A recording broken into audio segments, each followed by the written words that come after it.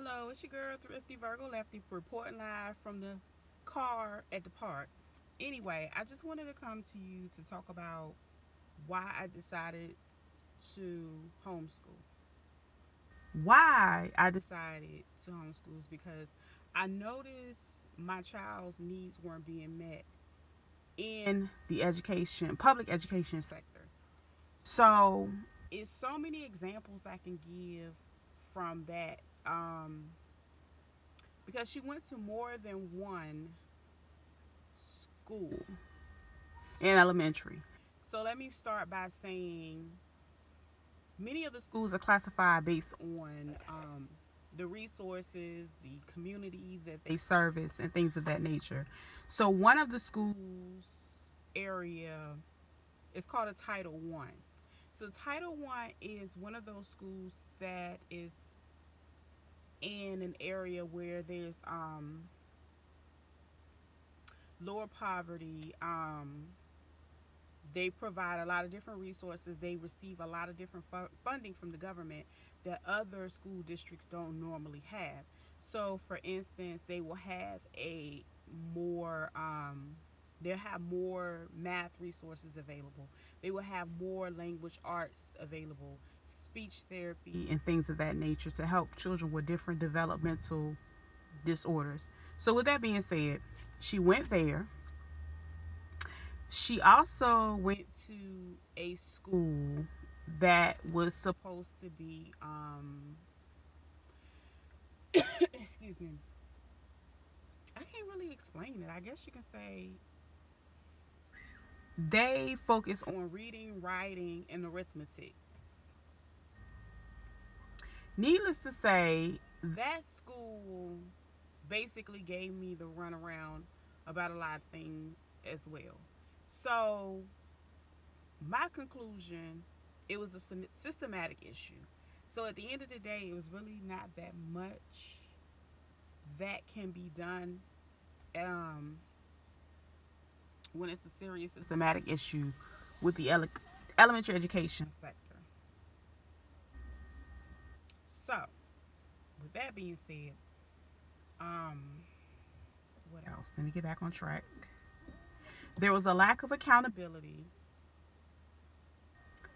um, a lot of unanswered questions.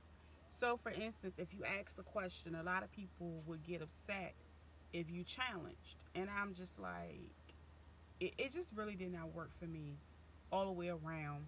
And it was a waste of time. So, imagine every year you're starting to notice a pattern. And some of you might be familiar with this pattern. When you have a child that goes to school for 8 hours a day, just think about it, especially if you have to get up, get them to school, put them on the bus, pack lunches, get them off the bus, find childcare, and all of those things, pick them up, sit in a long carpool line. I've done it all. Walk them to the school, it's a lot. So, okay, so again, as I was saying before my video cut off, it's a complete waste of time. If you spend all of that time sending them to school, they go to school, and then they come back home, and it's just like you're reteaching everything. Like, you're teaching everything, not reteaching.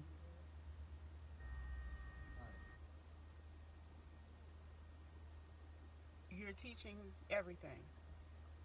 So, with that being said, it's very frustrating and it's very time consuming, and it actually becomes very frustrating for the child. Um,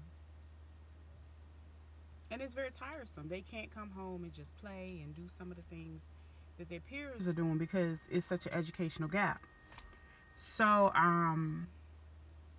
even with sitting with some of the professionals, the educators, many of them just, in my opinion, didn't care. Like, many of the women were married women with children, families, spouses, and other things that they focus more attention on.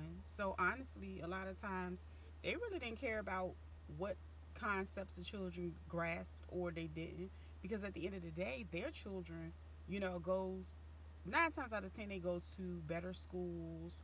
They have a lot of activities. They have a well-rounded group of individuals that help them and assist them in a way. So it's just like talking to people that you can't even identify with, and sometimes you ask questions, and for the sake of saving face or saving their job or saving their supervisor's job, so a lot of conversations just weren't able to be had. So it was just like running into a wall, and everybody just act like they didn't know what was going on. So that was irritating, and I moved on. So when did I decide to do it? She went to school September, October, when I gave it one semester. And I told myself, I said, things don't get better if I don't get, effective communication, transparency. These are a lot of the things that I really, really think are important when it comes to working, a working relationship with the teachers, the professionals, the staff, things of that nature. I'm a very professional person, and I'm an advocate as well. So, nothing got better. So, November the 11th, I said, you know what? I got up. I said, forget it. I'm not sending her to school. I let her sleep in. I ended up going to print I had already printed the notice of intent. So we move into how. How you just go to your school district's website. If you live in a county, go to the county. If you live into a city, you live in, what else do they have? They have other places like parishes and things like that throughout the states. But anyway, you go to your school district that your child is enrolled in, or the one that they're supposed to be enrolled in, and you go in and you do a notice of intent. Generally, the notice of intent is due the beginning of August, because it basically gives the school district an idea of how many people are really going to come to school, how many kids, things of that nature. You have to present your plan, basically your curriculum. If you don't have a curriculum, it can be done. I was using time for learning. That's what I started out using. So basically, I printed that out in I printed a proof of registration, basically proving that I was a part of that site, and that was my curriculum to get started. And so the following year, that was something I used as well, until I went in and started writing my own curriculum and being able to focus on what was really, really important, and bridging, because there was a gap in math, and trying to bridge that gap in math is very important. I'm also working on a lot of other things as well, but they're not as bad. There's a lot of progress. Oh my gosh, the first year, even when we started in November, I think a lot of kids get very discouraged and their confidence is shot. So elementary education is the most important time of your child's life, especially when you get to second and third grade. Like, if they're not able to read fluently, sometimes, that's like a red flag. Like, so that year you have to work 10 times as hard. And that's why I thought it was very important when third grade came around. I gave her one semester in school. Wasn't happy with it. Was kind of like the same flow. It didn't work. I think she will benefit from more individualized time, working at her own pace, working on her own schedule. That way she can thoroughly go through some of the things that. And now there will be people. It's gonna be some backlash. It's gonna be some backlash. It's gonna be some backlash. So if you crack under pressure, this is not the video for you. Some days You gonna want to drink a whole bottle of wine. Some days you just, girl, some days are going to be very frustrating, and it is what it is. However, they're going to be even more rewarding days when you see your child's confidence come through.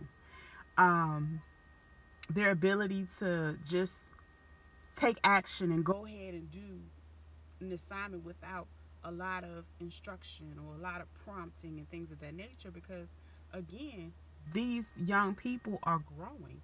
So if they're somewhere and they're always singled out to make it seem like they don't know what's going on, it feels great to feel like you've achieved and accomplished a lot of things. So they're growing people, they're only children once.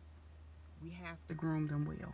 So the backlash, a lot of people will misunderstand and talk about, well, because a lot of people's perception of homeschooling they saw on different television shows. So it's very funny, when I had some backlash and someone was saying, well, I would have left her in there. So you would have left your child in there to struggle? I'm just trying to understand. And it was easy for a person to say that had children that were older and had passed that hump. And I think a lot of times it's easier for people that have children close in age, because sometimes they can. And then if you have a child that's not close in age or doesn't have much assistance from an older sibling outside of school, it's different. It's different. It's a little bit challenging. So, and a lot of times those people are forcing their fears on you, and I'm not worried about. I don't have any fears when it comes to elementary education.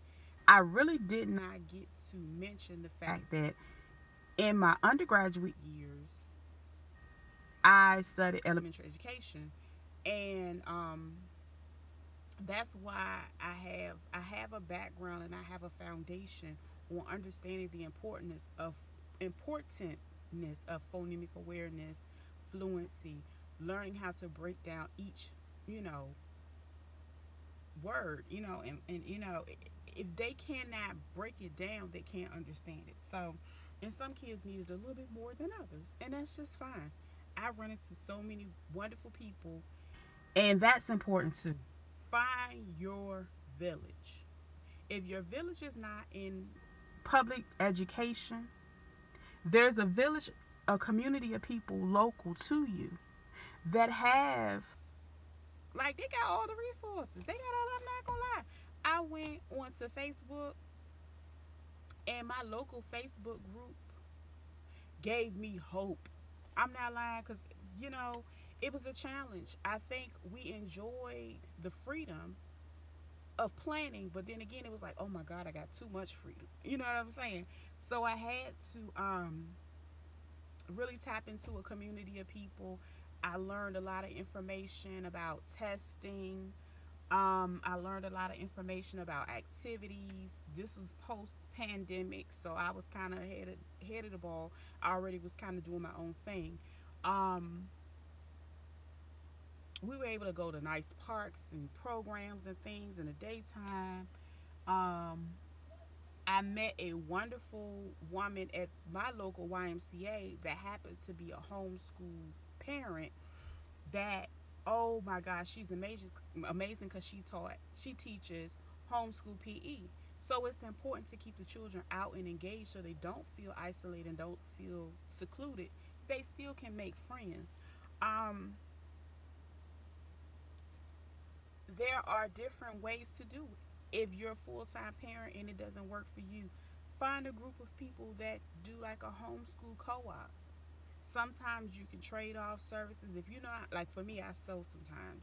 If I can teach a child to sew, if you come across a parent that is good in English, sometimes you have to think outside the box, because at the end of the day, this is something that was taught in elementary education.